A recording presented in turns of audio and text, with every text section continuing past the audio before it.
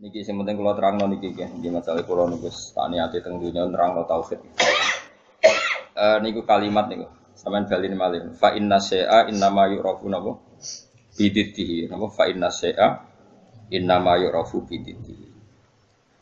Terus cara ulama-ulama hakikat, Allah gawe ireng niku ben ketok putih. Terus Allah gawe ireng niku ben sing putih ketara putih. Jadi ireng digawe niku mboten niat gawe ireng, tapi ben mlebu kaidah wa bididdihi tatabayyanul asya'. Di garis putih itu kelihatan putih sekali kalau didampingi apa? Hitam. Sehingga hitam ini malah berfungsi mencerahkan apa? Putih. Maksudnya ngaten, kalau saya dan umumnya ulama siapa saja yang mencintai tauhid, masuk ulama modern sing kabudute dibom nih. Kulo riyen teng sarang mucal niku. Kitab Kubrul Yakiniyat. Ini cerita tahadus ini Mas. Saya pernah ngajar 6 tahun kalau enggak 5 tahun Fan Kubrul Yakiniyat teng Madrasah Ghazaliyah. Itu karangan Said Romdan Al-Buti. Kita tahu beliau akhirnya mati itu dibom di Syria. Itu sebetulnya ilmu yang beliau utarakan dia lazimnya lazim ya nggak ada yang aneh, semuanya lazim sesuai konvensi ilmu-ilmu tauhid, ilmu kalam. Tapi umumnya ulama modern yang sing aku yakin diridani pangeran biasanya tetap punya sisi yang kesamaan bahasa. Misalnya fikih yang dikarang Madzhabul Arba'a dulu, tentu orang sekarang pahamnya lewat Wahbah Zuhaili. Usul fikih yang dikarang Zakaria Al-Ansori mungkin orang sekarang pahamnya lewat Abi Zahroh yang di Mesir baru tren-trennya misalnya. Di Indonesia misalnya lewat Bazubair, Basahal. Karena biaya kita juga punya utang sama ulama modern. Ya Jokowi santri-santri khusyuk ngerti kayak kita modern moh jenengane kita kuno. Kan kita kok zakat emas itu piro? Isruna miskolan. Lah ya iku piro? Isruna miskolan. Mergo dene mau maca kitab modern. Jadi raro konversi isruna napa? Miskolan niku jenenge geblek napa? Bareng takok iso jamak salat piro? Sittata asyara farsakhon. Lah ya iku piro? Sittata asyara farsakhon. Kita tetap butuh ulama modern karena mereka yang mengkonversi itu. Kowe seneng zakat larang ta murah? Iki tak tes. Kowe seneng nisab zakat larang apa murah? Larang medhit berarti. Medhit. Rega efeke iku kowe nak darani wajib iku 69 gram. Berarti ke dia 64 ra wajib zakat. Konangan asline. Dadi wong milih nisab larang iku mesti medhit. Ora kok mungkin medhit. Mesti medhit. Alasannya ikhtiyar, tapi tetap dadine iku medhit. Kulo rong tau debat mbek wong kalah, kecuali pisan debat mbek wong medhit. Wong mesti kalah kulo. Mergo apa ya? Teke wong medhit luwih cerdas no. Mergo tukang perhitungan no. Wong lomo kan biasa dibulatno no. Repot to medhit wis. Mari cepet kiamat. Kapan kita bedhei. Niki penting kula terangno. Sehingga ilmu tauhid yang dikarang Imam Ghazali sekalipun itu ya kadang kita tidak tahu logika klopnya kecuali dikarang orang modern. Saya utang jasa ya termasuk saya pernah cerita di sini, saya dulu ngaji sama Mbah Mun itu kitab Al-Husnul Hamidiyah. Itu dikarang orang kemarin sampai sekarang jadi pelajaran di madrasah sarang. Kelas pinter ini kelas kalian. Kelas 2 aliyah. Aliyah diniyah maksudnya orang aliyah kurikulum. Wah padakno. Ngeten bisa dirungokno tenan. Di antaranya komentarnya Said Romdan Al-Buti dalam Kubrul Yakiniyat itu. Beliau cerita begini. Ayo do goblok bareng atau pinter bareng. Ini saya kalimatnya persis seperti ini. Kenapa dalam latihan tauhid itu kan ada sifat berapa? Kalau latihan tauhid sifat wajib, sifat muhal, sifat jaiz. Terus sifat wajib itu berapa? 20, terus muhal 20, wajib jaiz ya 1. Kowe rasa kuwatir ngapalone angel wong iku karek malih wae bar wajib ya.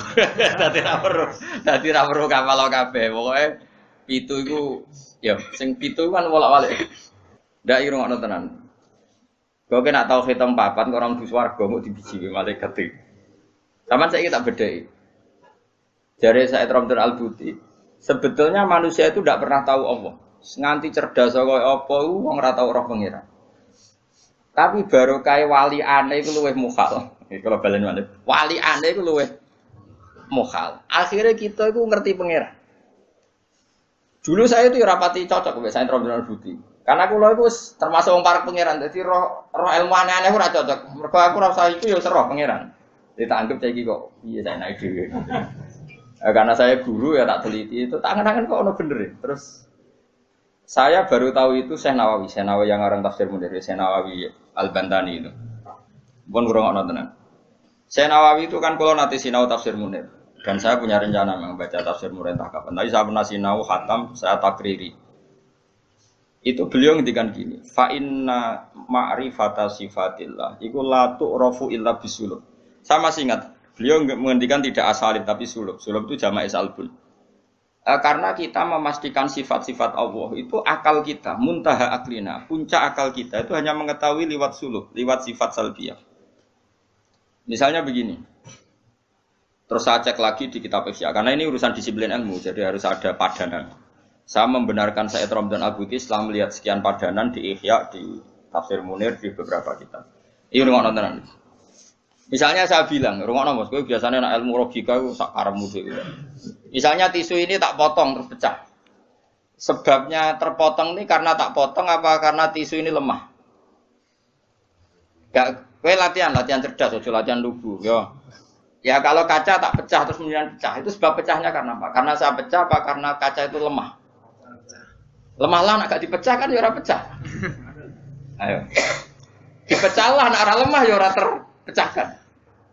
Sebabnya apa? Nah, pertanyaannya adalah yang penting itu dari Said Ramdan Al-Buti, yang penting kowe iku muni ana sebabe. Lho ngono ya, yang penting kowe iku muni ana. Nah, karena sebab itu artinya sesuatu yang wujud. Dikatakan sebab itu artinya sesuatu yang wujud. Makanya kita menamai Allah itu aslul maujudat atau musabbibul asbab atau wajibil wujud. Mergo nek kowe darani alam raya iki, misalnya alam raya ini diciptakan oleh siapa? Oh, enggak ada yang menciptakan, tahu-tahu ada. Lama-lama kan kita berpendapat sebelum ada alam ini ada ketiadaan. Kemudian ketiadaan ini menjadi sebab keadaan. Kan lucu, sesuatu yang tiada menyebabkan sesuatu yang ada. Akal kita lebih menolak.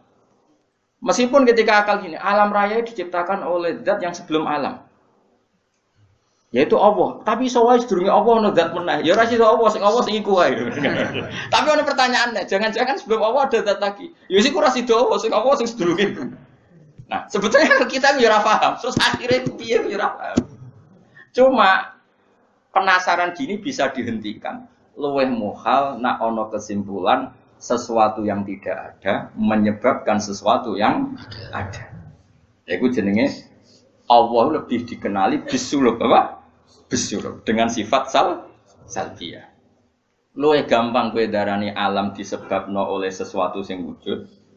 Yang karena ini nanti kita istilahkan untuk Allah disebut wajibil wujud daripada kowe darani alam disebabkan oleh ketiadaan. Iku jenenge bisulub. Makanya kita menemukan Allah nak cara ilmu tauhid disebut harame utawa mukhalid daur mek tasalsul. So wis ora usah mikir daur tasalsul malah bulet meneh. Paham ya? Dadi det itu penting. Mulane kula niku nganti sakniki niku pikiran kula nggih kaget det. Misale kula sakniki urip, rungokno ben aku saiki urip, iso bernafas, iso ngamuruhin, iso ngenyek, iso macam-macam. Mau ngenyek roken barokah ngurangi dosane nambah derajate. Jajane ngurangi ganjaranku kena ngenyek kuwi. Tapi kan stokku ganjaranku akeh ra apa-apa lah. Dene ora ngritik wong dosa. Ngurangi ganjaran. Tapi kan cek cukup lah. Nah itu ngono sing cukup. Karena misalnya ganjarane mulang itu kan 100 ya. Ganjarane ngenyek loro. Apa dosane ngenyek loro cek 90. Cek susuk. Jadi agak aku mau ana totalane lah. Ngono. Karena aku mulang rugen ganjaran di 100, ngenyak Mustafa paling siji lah, gak mandi loro. Berarti cek biro 90. Tapi nak ngenyak Mustafa langsung dosa tok, kan kowe ora mulang dene. Jadi kau jadi roh aku ora oleh gitu. Ayo rungokno. Iki penting ya, gue ngelatih tauhid. Ya napa nggih ngelatih napa? Tawakal. Setan itu kepinginnya wong itu gak berpikir. Sehingga terjadilah teori tobiyah. Tobiyah itu alam ini wujud dengan dirinya sendiri. Kata dengan sendirinya sendiri itu diulang-ulang. Terus ditambahi rofahiyah. Eling-eling rofahiyah itu urip mapan. Butuh kelon-kelon, butuh mangan-mangan, butuh turu-turu, butuh dugem-dugem. Karena orang ini sudah mendewakan hawa nafsu. Sehingga kenyamanannya ya kelon, seks, turu, jagungan, semuanya seperti itu. Nah, ini yang dikritik orang tasawuf. Sebab itu awal kekafiran adalah rofahiyah, hidup poya-poya. Karena dengan poya-poya ini orang tidak pernah berpikir serius, akhirnya tidak menemukan Tuhan. Sampai akhirnya ono paham komunis, ateisme, nihilisme. Saya itu pernah ketemu orang ateisme. Tanya saya gini, Pak Bah, saya ini cara berpikir ateis. Saya mau iman, kalau Anda bisa membuktikan Tuhan itu siapa? Lalu buktinya apa kalau ada Tuhan? Terus saya bilang gini, betul Anda ingin iman? Ya, katanya. Terus saya pakai teori mantek, karena saya dulu pernah belajar mantek. Kelirunya orang Islam, ini rumah Allah, memang ini serius ya ngaji. Memang syaratnya ngaji harus mengenalkan sama Allah. Inti ngaji adalah mengenalkan orang kepada Allah, ma'rifatul. Caranya adalah binadori sokeh, dengan pikiran sing sehat. Kamu betul ingin iman? Iya Bapak, terus tak tanya. Kalau ada rumah terbakar, kamu suka enggak ada orang yang bilang sebabnya kena konsleting listrik atau ada apa meledak? Atau Anda suka bilang enggak ada sebabnya sama sekali? Oh senang yang ada sebabnya, misalnya ya tadi kena konsleting listrik atau kompor terbakar dan sebagainya. Lalu kalau alam wujud ini kamu suka ada sebabnya apa tanpa sebab? Ya suka ada sebabnya sebetulnya saya. Nah sebab itu oleh Islam dinamai Tuhan. Sebab ini oleh Islam dinamai. Sebab itu dalam ilmu mantek, sebenarnya ilmu mantek itu nggak kenal Allah, bahkan nggak pernah nyebut nama Allah. Saya ulang lagi ya, di ilmu mantek, ilmu logika yang diajarkan di pondok-pondok itu tidak pernah nyebut Allah. Yang disebut adalah alam ini rubah, alam ini makhluk. Kalau makhluk butuh khalik. Paham ya? Alam ini sudah akibat musabbab. Kalau akibat berarti butuh sebab. Yang sebab ini kita sebut musabbibul asbab. Dan sebab ini harus lebih dulu ketimbang yang disebabi. Sebab itu harus bersifat qadim. Dan kalau wujud ini butuh sebab wujud, maka wujud penyebab disebut wajib atau wujud superior atau wujud super. Kita sebut wajibil wujud. Paham ya? Sehingga wujud yang ada ini kita butuh sebab. Yaitu harus ada wujud yang superior. Kita nambahi wajibil wujud.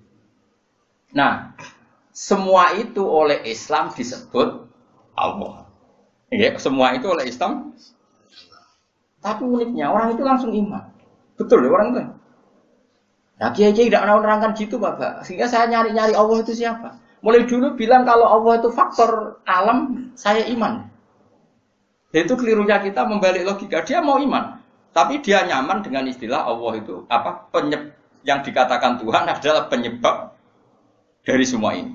Mungkin Einstein bilang itu kausa prima, mungkin orang modern bilang apa saja. Paham sih belum maksudnya?